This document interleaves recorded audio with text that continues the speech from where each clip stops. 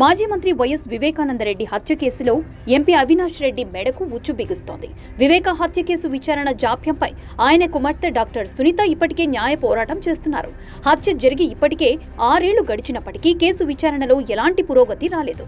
హత్య వెనుక ఎంపీ అవినాష్ రెడ్డి ఉన్నాడనేది సునీత చేస్తున్న ప్రధాన ఆరోపణ. అయితే తన అన్న వైసీపీ అధినేత వైఎస్ జగన్మోహన్ రెడ్డి కూడా అవినాష్ ని కాపాడేందుకు తీవ్రంగా ప్రయత్నం చేస్తున్నాడని సునీత ఆరోపిస్తున్నారు.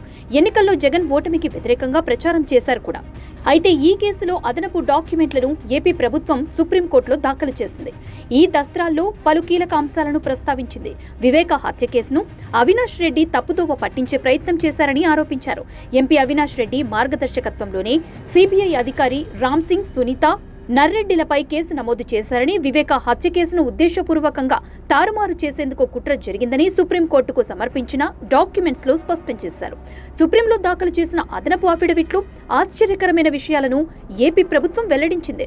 రామ్ సింగ్, సునీత, నర్రెడ్డిలపై వివేక పిఏ కృష్ణారెడ్డి దాఖలు చేసిన కేసులో కూడా అదనపు డాక్యుమెంట్లను ఏపీ ప్రభుత్వం సుప్రీంకోర్టులో దాఖలు చేసింది.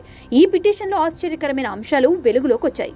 సునీత, నర్రెడ్డి, రాజశేఖర్ రెడ్డిలను కూడా కుట్ర కోణంలో భాగంగా ఈ కేసులో ఇరికించాలని చూశారని, రామ్ సింగ్ పై కేసు పెట్టినప్పుడు ఉన్న investigation officer G Raju professional గా కేసును విచారించలేదని అఫిడవిట్ లో స్పష్టం చేశారు. తనను అవినాష్ రెడ్డి బెదిరించినట్లు ఇన్వెస్టిగేషన్ ఆఫీసర్ జి రాజు అంగీకరించినట్లు ఏపీ ప్రభుత్వం పిటిషన్లో తెలిపింది.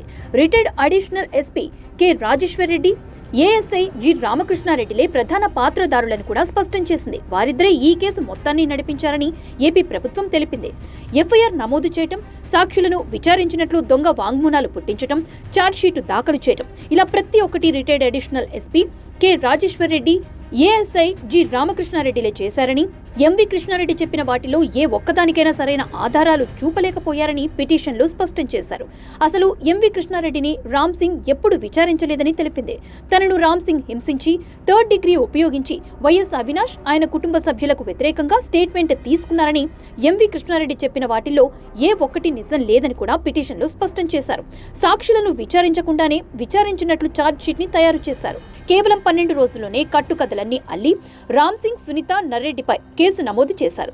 తన ఫిర్యాదుకు మద్దతునిచ్చే ఏ ఒక్క ఆధారాన్ని ఎంవి కృష్ణారెడ్డి సమర్పించలేకపోయారు. ఇన్వెస్టిగేషన్ ఆఫీసర్ జి రాజు అసలు ఎక్కడికి వెళ్లకుండానే రిపోర్టు తయారు చేశారు. ఇదంతా ఇద్దరు పోలీస్ అధికారులు, retired additional SP K Rajeshwar Reddy, G రామకృష్ణారెడ్డిలే చూసుకున్నారు.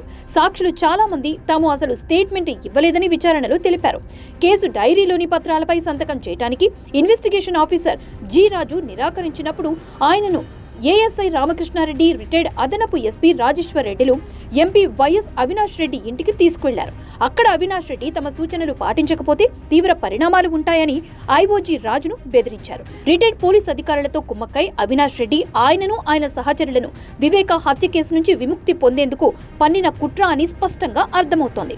ఎఫ్ఐఆర్ ఇండెక్స్ లో కేసు వివరాలు నమోదు చేయకూడదని కూడా retired additional SP K Rajeshwar Reddy, ASI G రామకృష్ణారెడ్డిలు బెదిరించినట్లు జి రాజు అంగీకరించారు. 15/12/2023, 17/12/2023న వెంకటకృష్ణారెడ్డిని జి రాజు విచారించనే లేదు. అసలు వెంకటకృష్ణారెడ్డి పోలీస్ స్టేషన్కే రాలేదు. ఈ విషయం సీసీటీవీలో చాలా స్పష్టంగా తెలుస్తుంది. వివేక పిఏ వెంకటకృష్ణారెడ్డిని రామ్ సింగ్ విచారించలేదనడానికి సీసీటీవీ ఫుటేజ్తో పాటు పలు సాక్ష్యాలను ఏపీ ప్రభుత్వం బయటపెట్టింది. వెంకటకృష్ణారెడ్డి చెప్పినవన్నీ కట్టుకదలేనని కొత్త ఐఓ బి మురళి తేల్చి చెప్పారు.